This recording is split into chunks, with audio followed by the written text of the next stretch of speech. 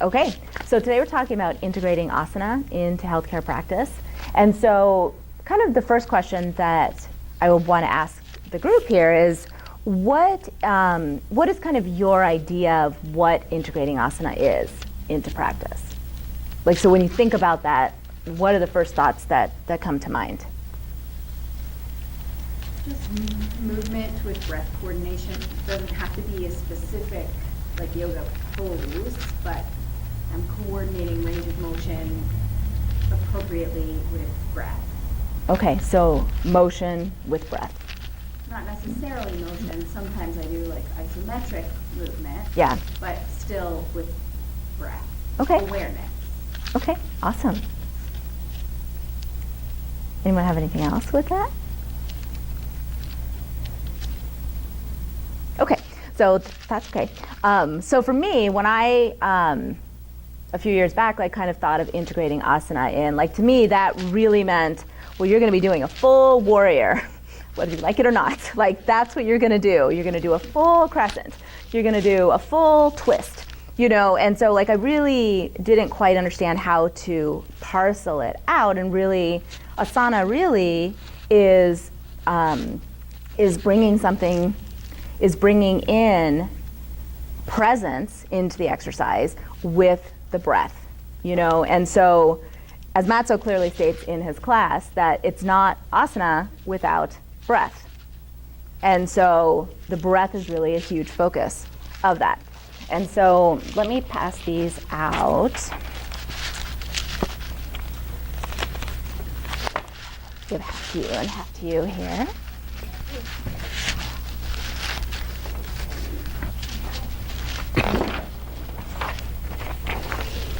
Thanks. Okay, and so when we talk about asana, it is the third limb in the 8 limbs of yoga, and so you can see in the picture here what the 8 limbs are. And so it's the third limb, which is the actual postures, and it's associated with the breath being the focus. And so when we talk about why use asana versus, let's say, therex, or just versus any other kind of activity, you know, it involves improving strength and flexibility. It brings awareness into the body. And one of the goals is really to have both strength and ease within the posture. So when you're within the posture, there should be a sense of, I can do this. This is doable for me. It's not a sense of striving, as if this is so hard, I can barely hold this and I need to hold my breath to stay here. So the breath should continue to move through the body and to have that feeling of a sense of ease, even in a difficult position. And so asana is a really nice way to kind of teach individuals and ourselves how to stay with a position, and sometimes even if it feels uncomfortable, to feel some of those uncomfortable sensations and allow yourself to move through them, because just because something is uncomfortable doesn't mean it's harmful. And sometimes we just are moving through that sensation, and if we can breathe through it, it will either change or it won't. And if it doesn't, then you can modify. But oftentimes the breath will ease that discomfort. And that's kind of a really big sense of accomplishment for someone when they're in a difficult position, or ourselves. Okay, and so, and please feel free to add in comments, or if you have anything to share clinically, please add it right in. Okay, so ideally the asana is chosen for the specific client or for yourself based on what they need and to help balance their koshas. And so, hi Abby, do you want to grab a mat and a bolster? Oh. This one's set up for someone who's coming like late, like really late, yeah.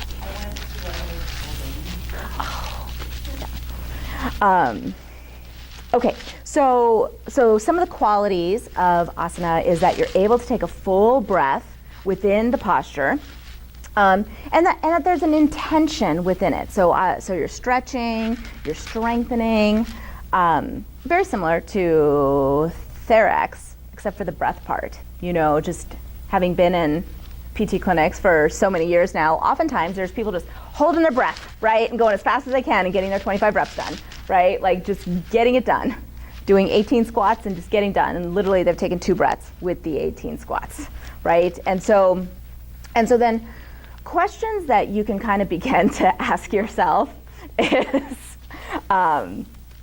so if you're practicing for yourself, is to kind of ask yourself, well, what is it that I need today with my practice, with my posture? How can I move in a way that supports myself today? And that can change day to day. You can ask about what sort of qualities that you're starting to cultivate in your own life and how that posture supports them. So for example, if in your personal practice, you are solely going to classes where they're doing really difficult postures for you and you're striving, well, is that the quality you're looking to cultivate in your own life? Or are you looking to be calmer and more peaceful? And so then the asana, you want that to include that. And then you can ask yourself, like, how do you want to feel when you're finished? So like, what is this practice or this posture going to do for me when I'm done? And so it's kind of a nice way to move through your program and decide, how do I want to feel when I'm finished? And let that kind of guide your practice. So when you are either practicing for yourself or getting ready to integrate it in with clients, patients, really think about what the environment is. So if you're doing something in supine and you're staring up at these fluorescent lights, it really can be a little bit aggravating. And it's going to make you want to close your eyes and maybe clench them so that you can't fully relax into a pose. And so it's really important to have maybe softer lighting. And so in clinics, a couple things that I've seen that have worked really nicely, if you're in a position to offer any of this, or to change it for yourself, is to just have like lamps in the corners with the up lighting. And so there's not light coming right down. To be able to just have a little bit darker area, but with still like soft uplights within the area. So it's not dark, but that there's kind of that sense of calm in there. If you don't necessarily have control of the environment, whatever you can control, I think, is helpful too. So like if you're in a room, in a regular clinic, if you can just turn off the light and maybe bring in a lamp, right? I actually used to do that at a clinic that I was at, and we had 2 little private rooms, and I just brought a lamp in, and all my sessions were done with just the lamp, and the light was closed. And so patients would walk in and be like, wow, this is cozy. And like that was actually the goal, was that I wanted them to come in and feel like, oh, okay, I'm not in a fluorescent medical space. And so the light is really important. And then the other things that can really make a really big difference in the actual doing of the asana is what does the environment around look like? So if you're not in a private space, then what does it look like? Like, are there people who are going to just be watching you and what you're doing, like when you're first learning this? So that might make someone nervous, right? If you're in the middle of the room and all these people are doing Bosu ball squats over here and TheraBand over here and running on a treadmill over here and doing whatever, it can be distracting. And so it's nice even if you can just have a curtain or a shutter or something to help the individual focus in on themselves. And so really think about this for your own practice too. Just to come in and what can you do around your own house or your own facility to promote that for yourself? Safety too. Yeah. If you create that safe space, then they can let go a little bit. Yeah, that's true. Yeah, because if you're worried about someone running into you or tripping over something, I don't think you can ever really fully relax into that. Or a bunch of people staring at you, I think it can make it challenging. And so then, like, the other thing in relation to that creating space is clutter. So if there's a lot of clutter around, and so oftentimes, just from my experience, PT clinics, and also schools, like for students, there's often a lot of stuff around in the classrooms and in the labs. There's just a lot of stuff everywhere. And so sometimes just like having things a little more clear, having a dedicated space is nice, because then people can focus in on that. So those are a couple things. The other big thing is noise. So some noise you can control, some you can't. But like, especially with phones these days, you can always bring in like a Bluetooth, like Abby had last time, and set it up maybe in a room or in like an area of the clinic, and plug in your phone and have a playlist ready to go for someone. So that's an idea. So all right, anyone have anything to add to environment? Okay, so so those are just kind of some of the ideas behind why prescribe asana for your clients. And so where we're going to start today, so the rest of this is really going to be us doing it and feeling it in our own bodies. And so we're going to start with the breath. And so we're going to start with two different kinds of breath. The first being the abdomino-diaphragmatic breath, which I imagine most everyone in this room is familiar with. And so we'll go through that. But then the other is the transverse abdominis assisted breath, which that one may not be quite as familiar. And so that is the basis for the breath that you'll take with the more active asanas. And so we'll go through that as well. Okay, so any questions so far? Okay. So why don't we lay down on our back? So make yourself comfortable. Abby, do you want to maybe switch to this one, and so that you're like, Sure. Yeah. No. Oh yeah. So just so you're like right here. Catherine's coming a little bit later with her baby, and so she was just gonna. Yeah. So like, if you want to take this one, and then she can take that one. Yeah.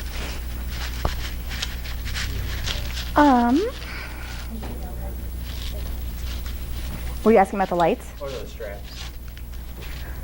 Oh, I can grab you one. Where's the light? They're Right right there. over there. Oh, okay, cool. So speaking of lights, so you guys don't have to stare at the fluorescence. Is it? Well, okay, yeah. That works. Okay, so that's all I can turn off. Is that okay for you, Abby? Yeah. Okay. Okay, so you can be on your back with your knees bent, or with your legs over the bolster, however you're most comfortable. Okay, and let's just place one hand on your belly, one hand on your chest, and just take a nice deep breath in through the nose and then out through the nose. And just begin to notice where that breath is. Begin to notice, does your belly rise or does your chest rise? And just begin to bring awareness to that area. We're not changing anything. You're just noticing where that breath is.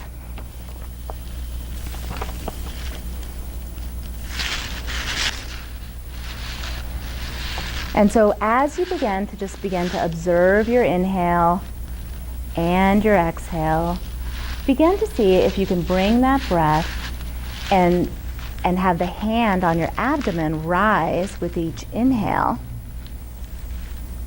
And then gently exhale.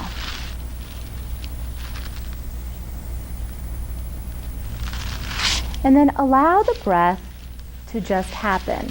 And so this comes back to what quality am I trying to cultivate here? And so this is a very relaxing breath. And so we don't want to force it. Like I'm gonna inhale, I'm gonna exhale, and this is gonna happen, right? So just observe it. And then after you exhale, let your inhale arrive. Just let it show up for you. Oops. Sorry, I forgot to be here. I can be here.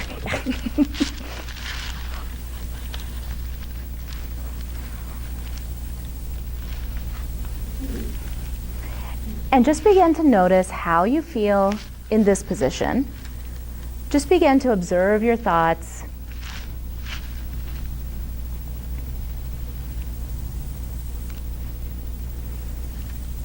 And notice the sensation that you have in your body with this position. And so this is the first breath generally taught.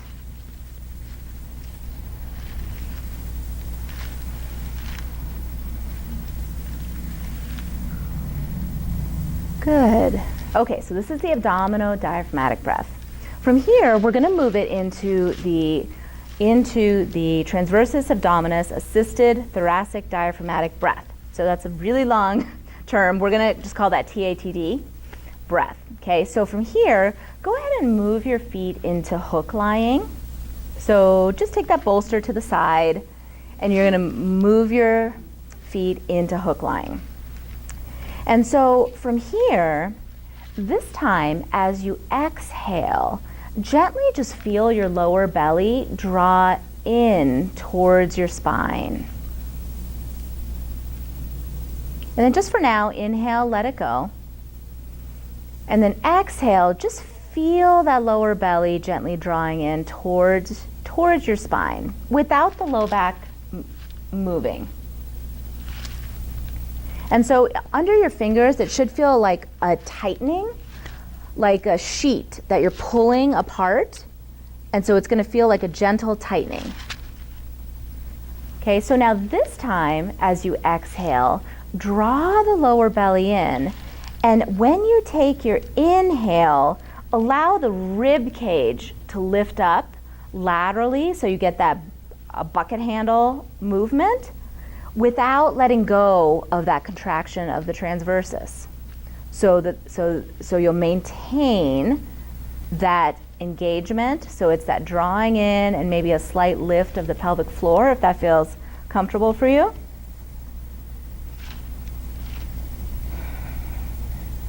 And then if you'd like, place your hands just on your rib cage and feel that movement of the rib cage moving up and down like bucket handles. So it's a very slight movement where as you inhale, the rib cage diameter increases, and as you exhale, the rib cage diameter decreases.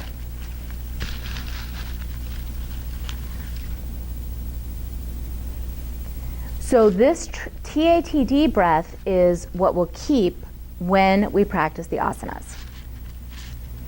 Okay, so from here, we're going to move into the first asana, which is going to be an arm spiral. And so you'll just have to maybe just do a different angle than your neighbor. Okay, so for the arm spirals, we're just going to place the hands out at about anywhere between 45 degrees to 90 degrees. So wherever you feel the most comfortable.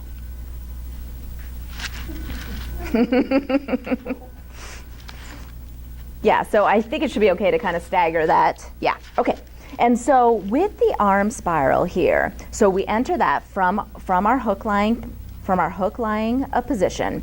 And so with the inhale, we're going to allow the right palm to turn up, the right shoulder to externally rotate as the left palm turns down and the left shoulder internally rotates. And then with the exhale, you'll switch. So the palms will change. Now, and so really try to do this with the breath. So each inhale, one palm will rise up, the other will come down. Each exhale, you'll switch. And just begin to notice. And so this is where that awareness comes in. So it's breath, the focus is on the breath.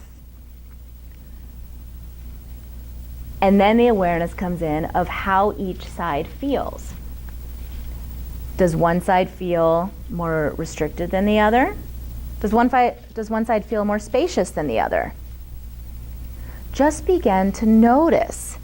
If you'd like, you can start to bring it up to 90 degrees if you're not at 90 degrees, and just notice if that feels different for you.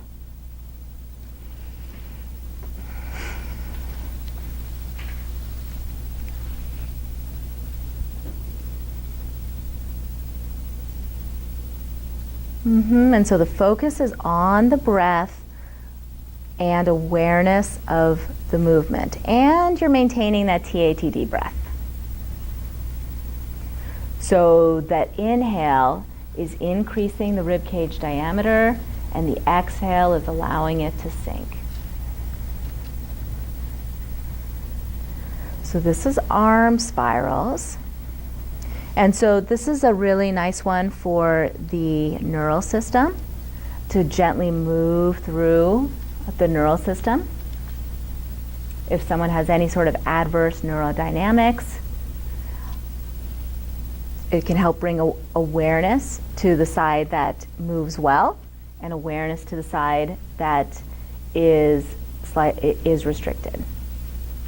Okay, so from here, we're going to progress this arm spiral. So gently make your way up to an easy seated pose. And so you can use your bolster behind you if you'd like to sit on comfortably. If you'd like.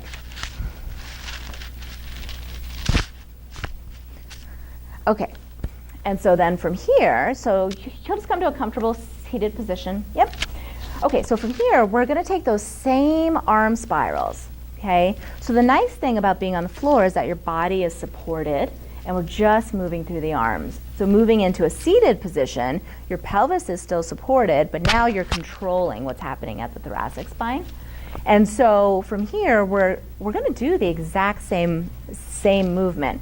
So really draw in that transversus and maintain that TATD breath here. So your lower spine is stabilized. And then we'll take the arms out, so you can be anywhere in this range with 90 as the highest, okay?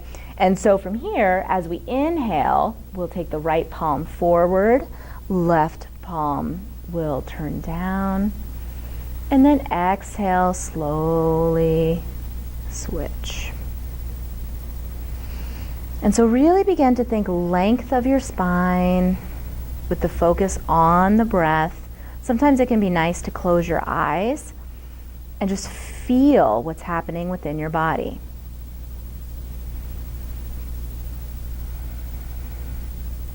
If you have any sort of numbness or tingling, bring the arms down.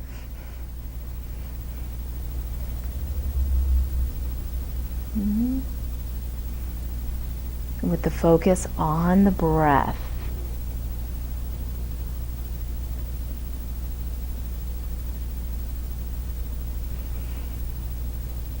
We'll do 2 more breaths here.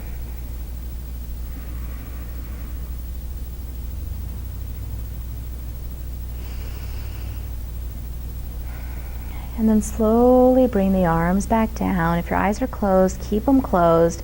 And just notice, how does that feel in your body after doing that? How does your breath feel? Does it feel different from when you began?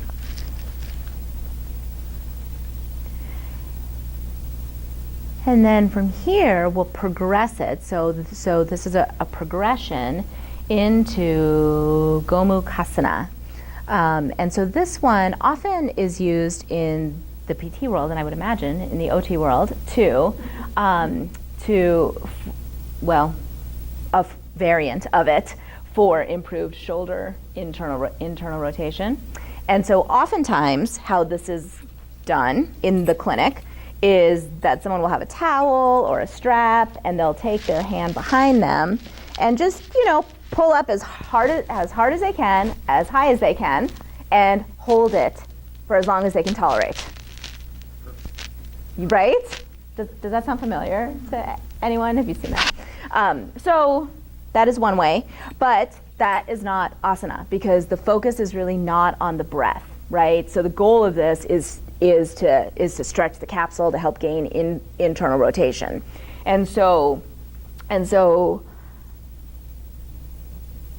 we'll just begin to change that over from therex into asana. Okay, so for this one, just have your strap in your left hand. Just have it in there for now, okay? And then you're gonna take your left hand onto the front of your right shoulder, okay? The right hand is gonna come out, just like you had it for arm spirals with the thumb up, okay? And so from here, kind of keep 2 fingers right on the front of that shoulder. And so from here, we're slowly going to start to internally rotate at the shoulder.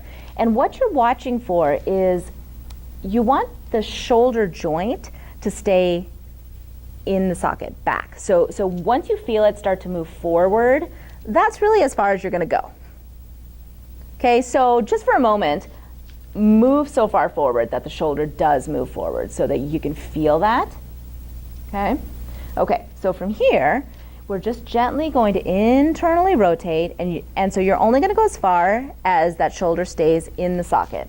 Now we're going to start to bend at the elbow, and we're going to start to bring that arm back. And again, you're watching for this, so you may be at your waist. Okay, and so I would invite you just to be open here, even if this is not how you normally do this pose. Okay, and just begin to notice. Now, with the hand with the strap, once you've found your position, the left hand is going to externally rotate, the thumb's going to come up. We're going to bring that hand behind us and allow that strap to just fall. And so you can hold on to it with your right hand. I have a question. Yes. So what if you come forward, like, I start coming forward here, so I can't even get my hand to my waist. Okay, so if you're here, see if you can bring the shoulder down maybe. Yep. And now internally rotate. Mm-hmm. Does that change it? Yes. Okay, and then think about opening up through the chest, Mm-hmm. and then see if you can bend the elbow, keeping that opening, even if it's just to your hip. Yeah, Mm-hmm. Okay. there you go. Okay, and so this is your posture. Okay, and so as you're here, the questions you want to begin to ask yourself is, how can I move here in a way that supports myself? Okay, so you're really working on the breath. Where can you move that breath that may make this begin to feel more spacious? What are the thoughts in your head as you're doing this pose? I know when I first began this pose and realized that my shoulder was not where I thought it should be, it was a problem for me in my head.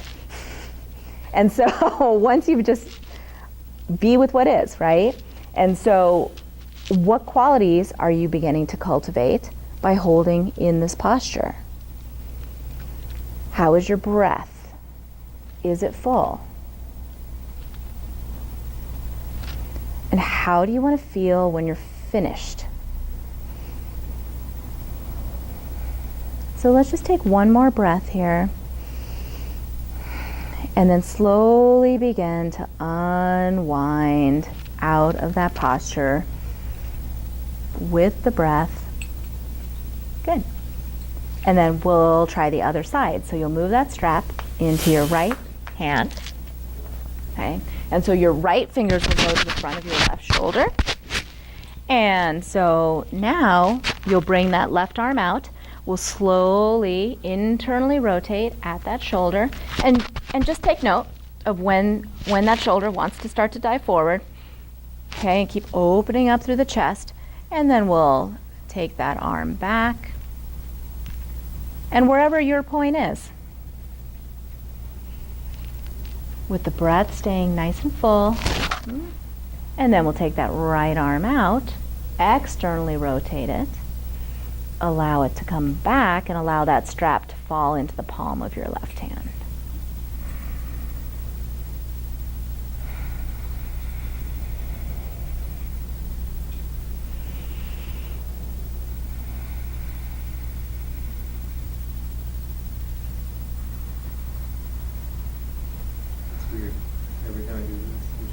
Yeah, my back, I could expand at that rib, those ribs, but this side doesn't expand.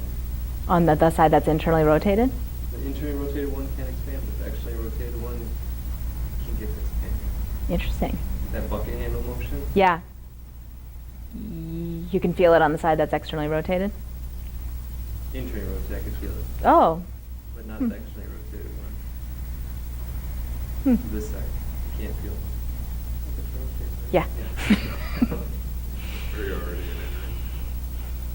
No, that's what I was thinking. Your arm was down. You're right. Maybe you're ready so tight in the Hmm. on the side. And then slowly take one more breath here. And then slowly come out of that pose. And then just for a moment, notice how you feel. Close your eyes for just a moment and notice, how does your breath feel? How does your body feel? And what's happening in your mind? Were you okay with where you were? And ultimately, it doesn't really matter, right, where you were.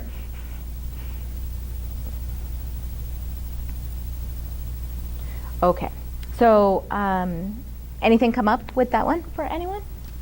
Anything in particular that you would like to share? I had a lot more range of motion in my left than in my right. Interesting. Are you right-handed? Yes. I don't know that that's the case, but that's interesting. Yeah. This is my child carrying on. Ah. I don't know if that has anything to do with it. It's your child pulling on. Maybe. Okay. All right. Yes. Just Yes. type of patience, I'm thinking about what I would do this Yes. with. Probably not a frozen shoulder, I'm assuming, right? Or have you tried it with the person that had a frozen shoulder, or no? I can't say that I have personally. Because those are the ones that usually end up being the ones that want to crank on it to internal rotation. It's like the ones that usually have a really tight capsule that most PT clinics kind of don't crank on that. Well, but when you think about the mechanics of that, though, right? And so frozen shoulder kind of has its timing, Yeah, right? yeah. But there is a phase that's very painful, Yeah. and then there's kind of that middle phase, and there's kind of the end phase, right? But ultimately, does bringing on that increased motion, do they keep it? Most often not. And, in individuals who have that, like, for me personally, what I've seen is like they actually go through some of them, like, pretty high levels of pain when they're in the clinic to have that mobilized. And so, my kind of personal sense on that, and anyone else can jump in, is I actually think these longer holds would be much better for them because they can breathe into it and hold it for longer than they can at the very end range. That makes more sense to me. It's Go all along. kind of And that's what- playing an edge. Mhm. Teaching them. So you're working on dropping fear avoidance down, right? And then another part of that is we kind of just go into it again, only in kind of a big range, like they're going to be doing. Mm-hmm. So go ahead and do it. So the other thing we can do to convert therapeutic exercise to asana then is redirect attention. So the attention is going to be focused on where's my hand, how far am I getting, did I get to 34 degrees or whatever, right? But what happens if you just breathe there? And then what happens in your shoulder complex if you go down and sense your sit bones, and as you breathe out, can you let your sit bones sink down and relax and trust a little bit? They'll collapse your spine, but just because what they're going to do is they're going to be up here, Yeah. and it's a syndrome, so it's not just a mechanical shoulder thing. No. Their upper chest, right? So if you guide attention not so much for achievement, but to sense and stabilize, then all of a sudden they can get that sense of, oh, the girdle opens and then there's room and then I can make room. So it's moving the eye off of the usual target to create stability and ease, like Anisha was saying what the goal was, is to be stable and ease. So very often coming down and think base of support. Because normally, what are you doing? You're cranking on their shoulder and their foot's a foot off the plinth. So if you can use it that way too. See, that makes sense too with the low load, long duration, kind of what the current concepts. tell Right. us At least we want to do, so I'd rather have this, Right. so that works then. Yeah. Thank you for that. Sure. Yeah. It's important too with this one, because a lot of people start pushing their ribs out. Yes. when They do this, so really using the hand on the back to actually notice what the back Mhm. is doing and even drawing in towards that. Absolutely. Draw the attention there. Yes. Good idea. Yeah. Spotlight. I noticed I could feel my rib cage expanding on my left side when my left hand was, wait, no, this way. But then on this side, like I couldn't feel. Oh, breathing interesting. as Yeah. much. I'm wondering. Well, that's what I would wonder. Yeah. Yeah. Same thing. Right. Yeah, that's a good awareness, right? Because even if an injury is here, it's actually still going to affect. Yeah. Yeah. Gee, and doesn't it affect the platform off of which your bandaged right arm moves? The diaphragm's not moving, you're not creating the Hey. stability on that side of Yeah. the upper kinetic chain. And Yeah. so why is it breaking down here? Mhm. Maybe it's connected. Yeah. So, maybe. so that's good awareness. Yeah. Yeah. Okay. All right. So moving on, we're going to move on to Bitalasana. Did I say that? Is that correct? I haven't. What's that? Bitalasana. Is that right? How to say it? Okay. Well, it's cat cow. Okay, but I. He said all day. Yeah, I don't think I just I've never seen that. Oh, okay. Well, I didn't even do that. I was called. I'm gonna start using that. We're gonna do Vitalasa. Bitalasana.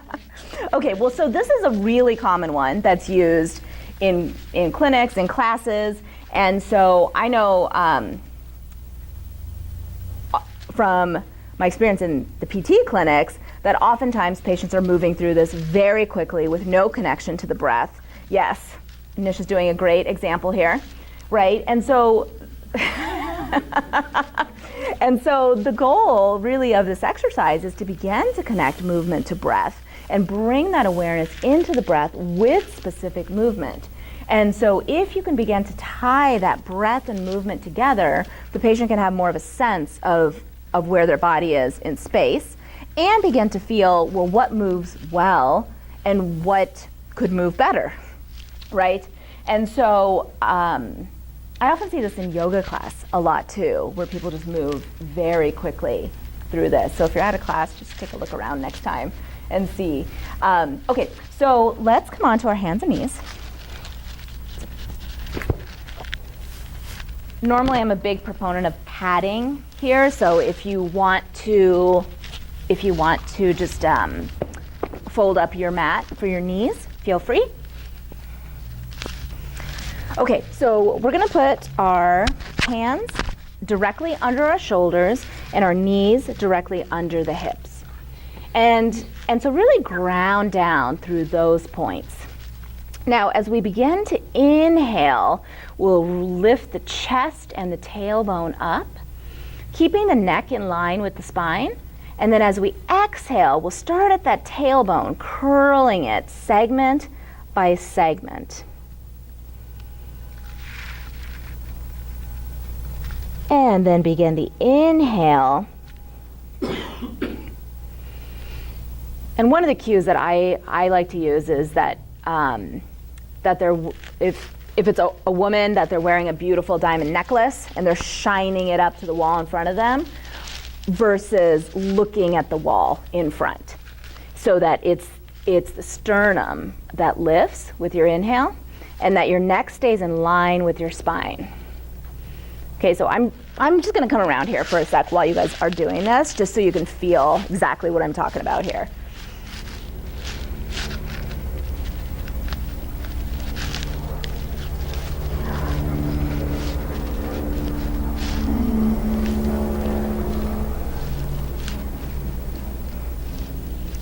So imagine keeping your neck just in line here, and then make it come from the chest. Yeah. Does that feel okay? Yeah. And so it's the same for you. Imagine that the neck is here, and now lift the chest, not the neck, so the head still stays. Yeah. Does that feel different? Oh my God, she does. Yeah. So really keep this kind of, yeah. And so same for you, keep this kind of in line with the rest of your spine, the back of your head, yeah. Yeah, and so same here, so the head goes with the spine. Is that okay for you, Abby? Yeah. And so just notice, how does that feel to connect it with the breath? Notice how when you inhale into extension, how the breath helps you move, and see if you can feel that spaciousness through the chest. And then as you exhale, you're drawing that transversus abdominis up and in, with maybe a slight lift of that pelvic floor. So let's just do one more round with the breath. Just notice how you feel. And so this is a nice one where you can add in an ujjayi breath so that you can hear it. Why do you want to limit cervical extension? Well, so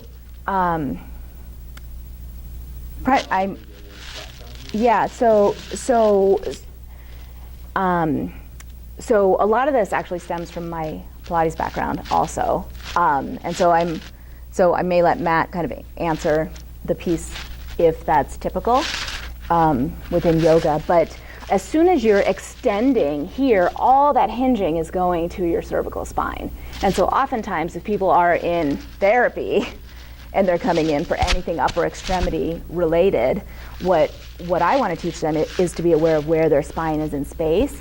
And oftentimes, if they're just moving through their neck, it may mean that they're restricted at a thoracic spine. And so, our eyes always want to look up at the horizon. And so they're always going to find a way. But oftentimes, if you actually look at the posture, there's a significant amount of extension and hinging. And so, that's kind of my... I think in PT, like I teach probably like once a day at least. Right. To someone, and like I'd rather have them perform a chin tuck throughout their spine. Right. And like understanding that motion, because. Well, but it's not really a retraction chin tuck. It's not. It's more just keeping the spine. Neutral. Yeah. I guess Yeah. actually I feel like a bigger chin tuck because for me neutral is. Is a chin tuck? Yeah. Okay. So, Okay. For me, I guess, but. Right. And so I don't know if anyone has anything to add on that, but is that how it's typically taught within the yoga curriculum, to have cervical extension? Yeah, they wouldn't block it. Typically, what is like, you want it to be an extension of the rest, so it's like a smooth line. Okay, yeah, so- Thoracic, so it's not like, here's thoracic and then here's. And then hinging, right. Yeah, so it's like smooth line. If you have more extension in your thoracic, then you can do more extension. Yes. in the cervical as well. And so that's saying the same thing. Yeah. Yeah, okay. Does that? Yeah, okay. Yeah, no, that's a great question. That's a great question, yeah. Okay, and so how did that feel for you? This is probably how you're normally doing it, but is it how you're teaching your clients how to do it, right? And so, is it? I'm just curious. I think that's challenging with my patients because their heads are already in Oh, yeah. So, like, I feel like I want them to get extension. I want to cue them to do cervical extension to even get to neutral. Yeah. But that, I guess, is a different, you're still not exceeding and cranking on Right. the neck in that way that you're Right. saying. I'm having Right. them work to get to that neutral, so it's. Right. Well, and you're also cueing thoracic Yeah, extension and Right. chest opening. right. Well, if you think about it, a lot of the head flexion leads to that. Yes. It's like what comes first, but I Right. think we're all on our computers. Yes. Whatever, so we're all kind of here, and if we just crank our head up, then we're not really getting the motion we want. So cueing that kind of neutrality helps to get that extension thoracically first, and then you can kind of Yes. elongate from there, versus just having your first point of reference being, I'm still kind of here, but oh, my head's up, feels good. Exactly. So I think it was helpful. Yeah. For me, Cool. I would teach this breath with the opposite. Like, I always thought you wanted to maybe like breathe in here and then exhale here. And the reason I thought that made sense in my head, I'm like, well, if you breathe in, you're also doming at the ribs, so then you're expanding them more. So is there a reason why you want to do the opposite? So with the exhale, that's when you're drawing in that transversus into the flexion right there. So that's where you're scooping it up and in. And then with the inhale, generally the breath can facilitate greater extension, Okay. particularly at the thoracic spine. I didn't know that. But I mean, I don't know that that's a hard and fast rule. I mean, I think you can alternate the breath for what you need. Oh, okay. You can do it the other way around, like inhaling as you're rounding to create more stretch. Sure, yeah. Yeah. But this is, for me personally, this is generally the way that I normally start it. Yeah. I'm Yeah. curious more. I found it cute and I think it works really well because a lot of people start doing this kind of movement Yes. and their butts is like stinks. Yeah. And so, yeah, they just round their typically already too round. And then, so what I've been telling them is to visit your tail lights on your butt. Yeah, and they're like the sit bones, your tail lights. And now we're going to shine them up to where the ceiling meets the wall, and now we're going to shine them down to your heels.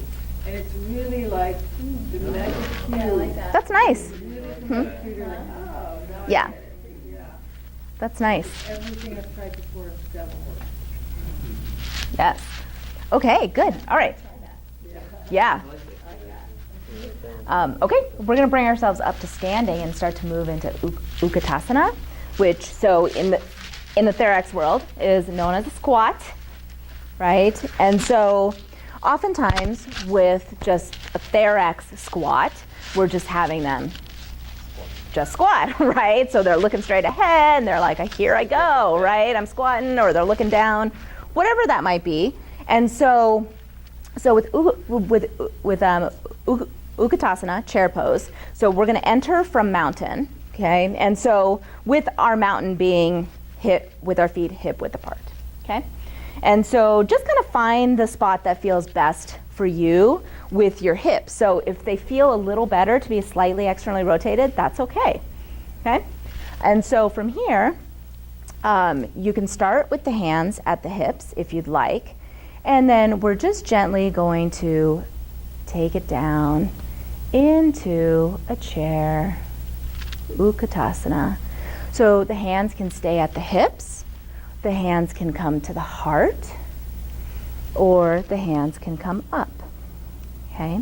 So we have our TATD breath here, which means that you're drawing in that transversus, and your inhale is allowing the rib cage to expand, and your exhale is allowing it to diminish. Okay, so just for a moment, come back up.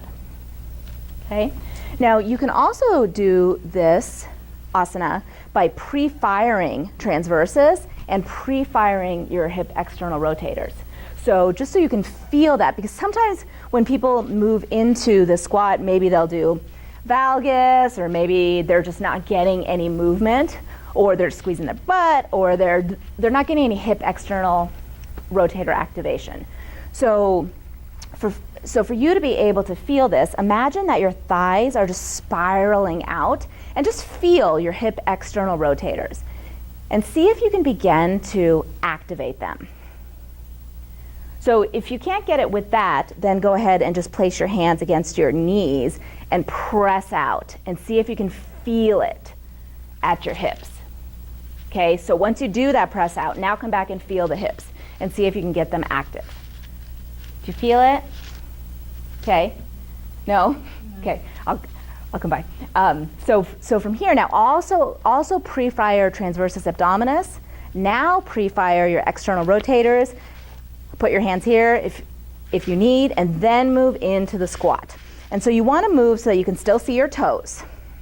So the knees are behind the toes and the hips go back. Okay, and so you should be able to feel the contraction of those external rotators. You should be able to feel that transversus. And then once you're here, bring that focus to your breath. So see if you can hold it for about 8 breaths, if that feels good to you. Okay, if not, come out. Okay, so press out against me. Good. Now stay there. Now feel your hips. Yep. Can you feel how that is activating? Now keep that. Okay. There you go. And then see if you can just drop your hips back, like not down, but yes. Feel that difference? Yeah.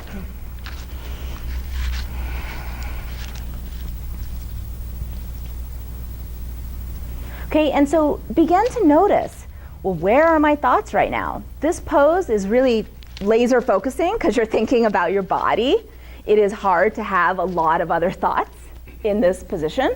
So just begin to notice, okay, and if you've reached your 8 breaths, come up. And so this is really a pose about strength and stability. And so how do you feel after doing that pose? Strong and stable. Beautiful. Love it. Yes, yes, that fire's going. Yeah, now it's starting to warm up a little bit, right? It's heavier. More grounded. Here, yes. Yeah, and so just notice how that felt in your body, right? And so if you're having a day where you're looking to cultivate strength, maybe do one of these before you go to wherever you're going and hold it for 8 or 10 breaths and see. Okay, so any questions about that one? Without the breath, I did it for my patients, kind of like this. Oh, Like okay. external rotation is Yeah. my arch support, so it's kind of where I saw with my patient. Well, I just had her do this. She's Okay. a yogi anyway, so she loved it. She's like, oh, what are you doing? I don't know what she said. But I'm like, whatever. So I'm like, yeah, that's exactly it. Let's just take out and hold this. And then I had her, I like that, because you talked about it Yeah. before, but like I had her think about her external rotators, and she was like, oh. So Great. treating plantar fasciitis is a good one. Yeah, I mean, anything in the lower chain. Yeah, I guess, yeah. And then have her cue, feel what happens in the arch of the foot. Yeah. Yeah. Spot, so you can feel it grounded in supination. Bony arch instead of hang. Yeah. And so this one you can also tie a belt around if someone really needs to pre-fire, and then have them press out against the belt and then hold. And so that's a nice way of doing it too. And so, and you may also find that in your clients and for yourself that one side is more challenging than another. And so then really pre-firing that side, because if you feel, just if you go down into the asana, you may or may not feel your hip external rotators activate, especially if you have anything happening at the hip for you. And so, like, I know for me personally, when I go down, there is nothing unless, on my left side, unless I pre-fire. And then I can get it and keep it. But if I don't pay attention to it, it's not there. So just something for you to take note of and to bring awareness to, as well as for your clients. Yeah. Okay. So from here, we're going to move into Anjaneyasana, crescent pose. And so we'll enter that from mountain as well. And so you can keep your hands where you'd like. I generally like to keep them on the pelvis here, just so I can feel what's happening, and then just drawing in the transversus. And then let's take the right foot back, and we'll take it back just 3 or 4 feet. Kind of depends on your height, depends on your practice. And one of the goals here is that you do want the pelvis to stay fairly level, so you're not so far back that the pelvis is tilted, okay? So that it's staying level wherever that may be for you, okay? And then we're grounding down through the front foot. You have your TATD breath. You have the spine aligned. So this is the gateway into spinal extension, okay? This is one of the first standing postures with spinal extension. Okay, and so then arms can come to the front of the body, if that feels good.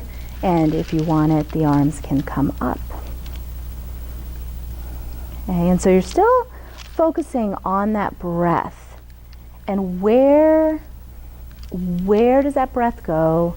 Where can you place it so that you may feel more spacious? Notice where your thoughts are here.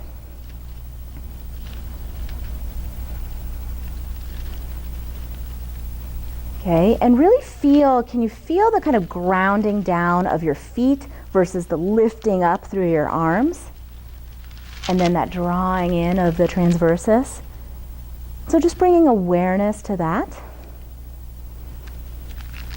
And then we can bring the hands back, and as we exhale, we'll step forward. And so for the transitions, that is an important piece, is to do the step back versus having people step forward into it, because that can put some shear through the knees. So we'll come back to mountain, just take a deep breath here. Notice how that feels from side to side. Does it feel different on one side versus another after you've done that? And then on your next exhale, you'll draw in that transversus and take that left foot back.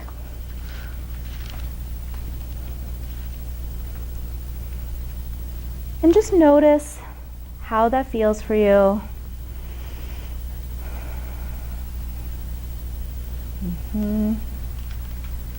Beautiful. Yep, and so if you need to help maintain your spine, you can certainly bend that knee in the back. So just for a second, notice how that feels, and then bring that length back. And so when you bring that length back, the spine should remain the same.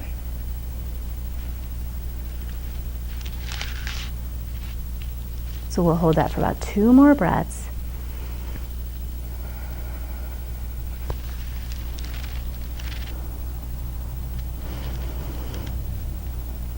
And so this can be a very nice uplifting pose. Hands are up, grounded down.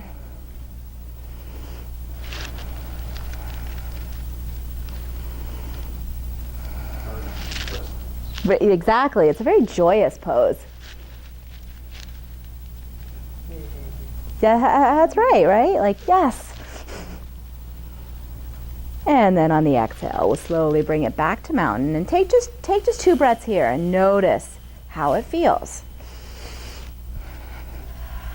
For me, after having done both sides now, I feel more symmetrical. In the middle, I felt asymmetrical in between the poses.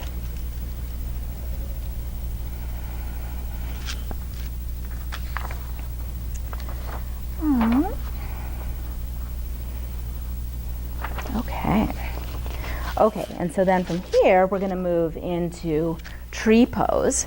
And so tree pose is also like a single leg balance in the Therex world, right? And so why not, right? And so here, we'll enter from mountain, okay? And you will draw in that transversus. So this will take a TATD breath. We'll have you place your hands at your hips just to get there. And then let's start with your left leg. And so really ground down into your right side, reach energy down, and then we'll lift that hip up into flexion, keeping that pelvis in symmetry. And then we're going to externally rotate and then place the foot wherever that may be.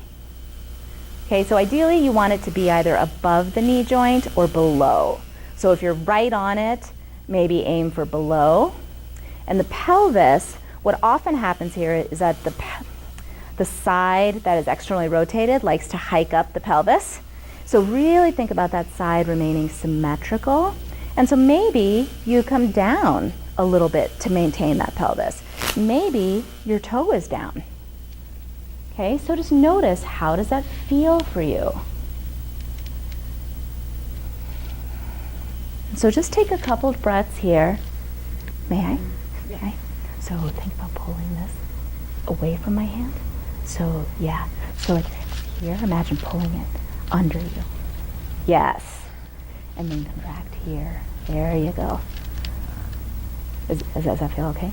Yeah, it's a lot harder. Yeah. And then, maybe play with, because your pelvis wants to come up like this, bring that foot lower than you're used to.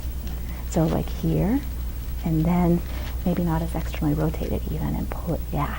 And then draw in. And just see how that feels, and lift through, yeah. Okay, so you're thinking about the grounding of your foot into the mat, right? And then the lift. Okay, and so come back to mountain for just a moment. Notice how that feels. Okay, and then we'll do the same thing other side. So this time you'll ground your left leg down, and we'll reach the right hip up, and then externally rotate just to wherever you're at, and then place the foot. And so really think about energetically pressing that foot down into the mat and then lifting your body up. And now come back to the breath.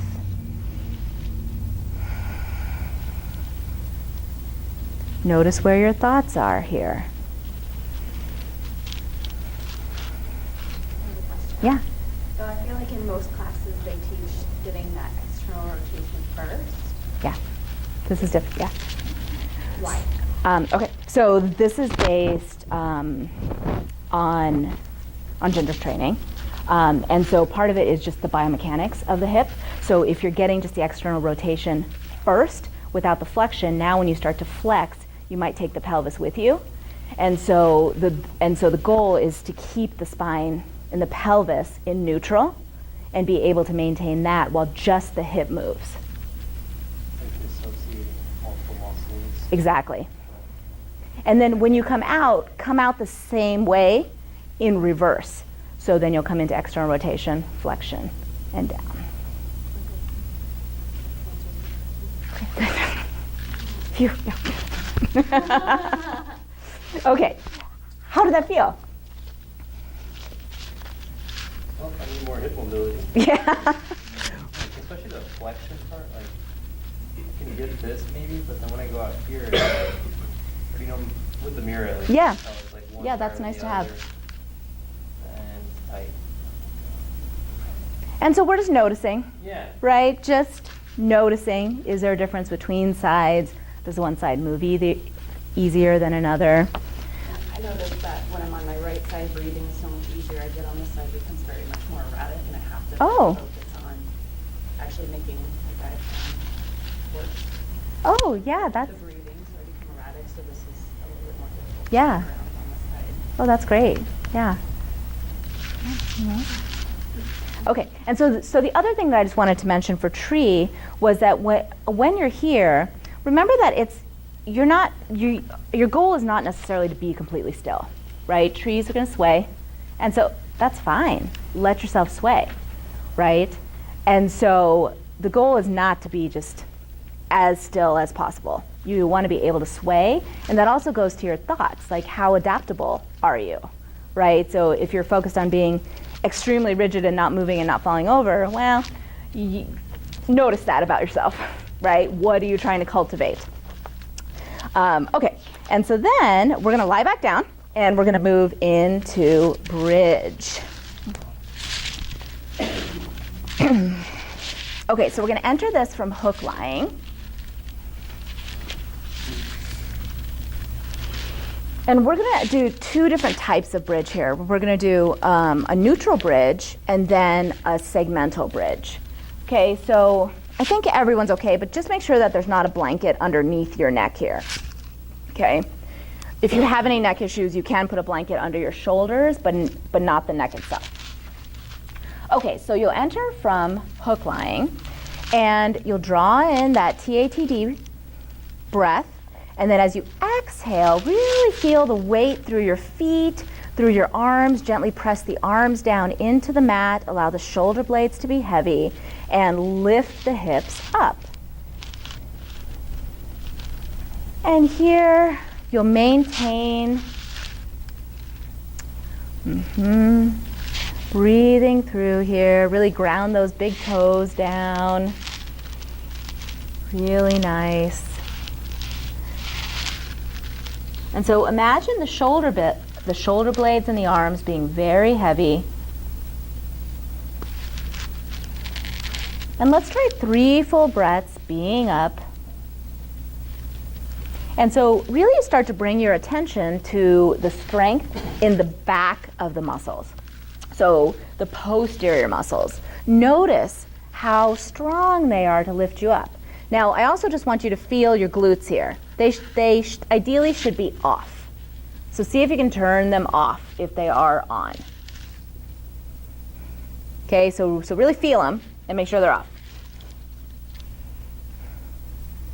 Okay, and then as you're coming up, begin to notice the opening of the front of the body. Notice how spacious it is in the front and the lengthening there.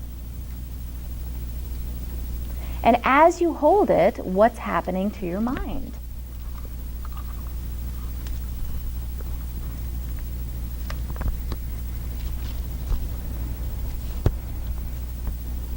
And then slowly bring it down. And just notice, how does that feel? How does that feel in your body? Okay? And so let's play with going up on the inhale and down on the opposite. Let's go up on the exhale and inhale at the top and then come down. And just notice how that feels. So you'll exhale to rise, feeling the strength in the back body. You'll take an inhale at the top and then lower down. And so you could do several reps that way, or you could sustain it. And so a bridge is a pretty common exercise within the clinical world. And so this is a way that you can move it from Therex to Asana with the focus on the breath. And then really bringing awareness to what you're feeling. So you're noticing the heaviness of the shoulder blades, the heaviness of the arms, and then the floating up. And then slowly lower down. How did that one feel? What's it good to turn off the blood? Just let it go, relax it, see if you can. What's your rationale for not activating it? Well, so this one, oftentimes the glutes are kind of like a global muscle, right? And so you don't actually need them to come up here. And so if someone is using their glutes to come up, they're not using their transversus and their smaller muscles here. Now, ultimately, if you go higher and higher, you do need them. But in this position, you don't. And so if someone consistently has them on and say they're coming to see you for low back pain, that may be a pattern for them. And so this is somewhere where they can learn and feel what they're doing and learn how to turn them off. I always find it a bit unnatural to engage the transverse abdominals in this one. Do you? Yeah, I totally can do it and not do anything there. Yeah. Huh. I mean, it's Yeah. like an unnatural effort. Yeah. Drawing. Are your glutes on? I can choose either yes or no. Okay, Yeah, okay, so yeah. you can turn them off? Yeah. And actually, I find it harder to, if I'm trying to engage the transverse abdominals, then I automatically also want to start engaging my butt in that toes. So, Well, that's interesting. So when you engage transversus, well, I your feel glutes... like now I need to start clenching something, because it's so unnatural to draw in during Oh. this pose. I mean, many other poses are fine. But Yeah. Huh. Yeah. Yeah, that's interesting. Yeah. Okay, so we'll do one more with bridge here. So the next one is a segmental bridge. So you'll continue to feel the heaviness in the feet, and as you exhale, we're going to curl up vertebra by vertebra. And so imagine that you're moving up segment by segment. And so the arms are still reaching out, and you're just curling up. So the glutes continue to stay off here.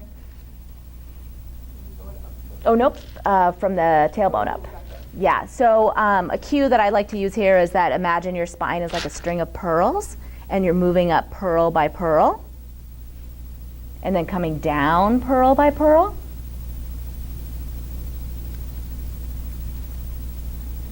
Yeah. And just notice how this one feels different.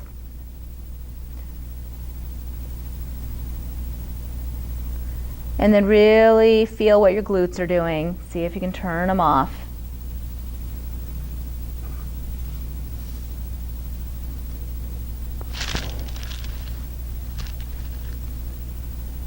And come back to the breath here.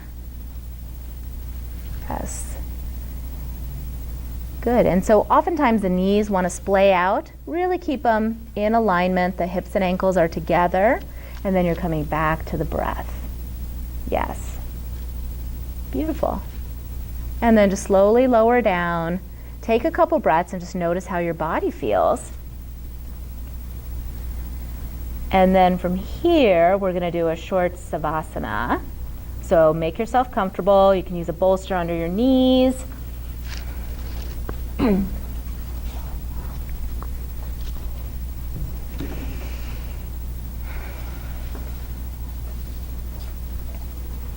And just allow yourself to relax.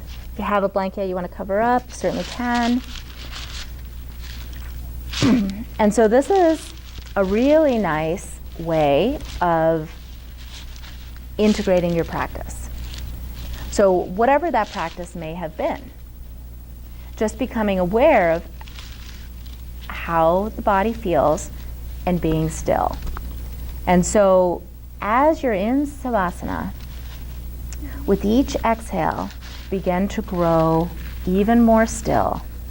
Really feel the support of the ground underneath you and allow your body to melt into it. As you inhale, notice the spaciousness of your breath.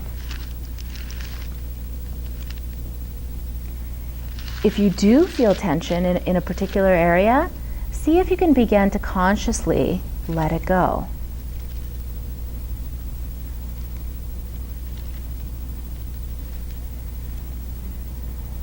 Begin to pay attention to the thoughts, sensations that are coming up for you. Is there anything you can let go of?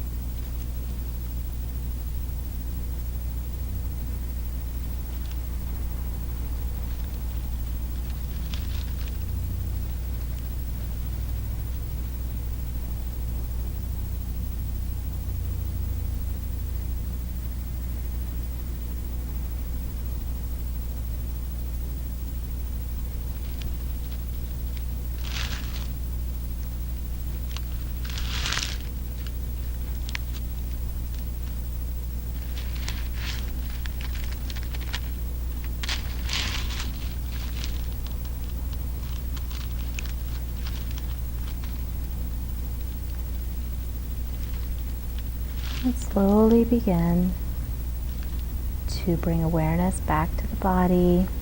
And wiggle your toes, and wiggle your fingers.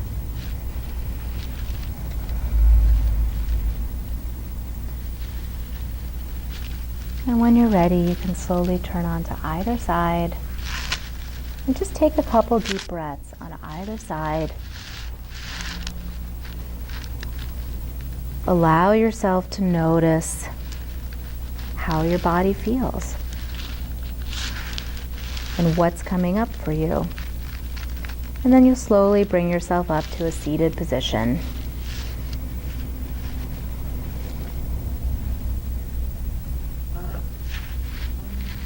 And then just do a small scan of your body and notice what's present within you.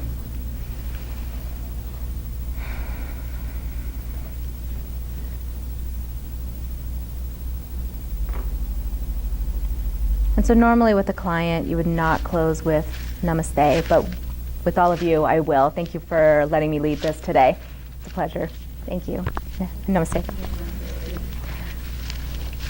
So, any questions? I like this stuff. The relaxing part, like, I think sometimes we forget, like, everyone has a bunch of sensory input all day, every day in front of them. Yeah. Just even laying like this for 5 minutes could be therapeutic for someone, you know, because nonstop we have it. Like, everywhere we go, you have lights flashing in your face, like family members talking to you, cousins, friends, wanting your energy. And Yes. like, you got 5 minutes to close your eyes. That's why I think a lot of my patients just get better laying on heat, just because they're just in a quiet room laying It's on true. heat. Yeah. That's why they feel better on their back. They're like, oh, I'm laying on heat. I'm like, you're like, it already feels better. I'm like, yeah, because you sat in a quiet room for 10 minutes waiting for me. Right. Yeah. So, we have private rooms, so it's nice. They just Right. close the doors and it's just quiet for them. Yeah. And Without access to their phones. no, so just put it aside. They can't read. Right. Some of them are on it, but most of them are just, they put it away. That's great. So I like the quiet part Yeah. a lot Yeah. for patients Yeah. and myself. Yeah, I think it's important too. Yeah, so that's a really good point. All right. Well, thank you guys.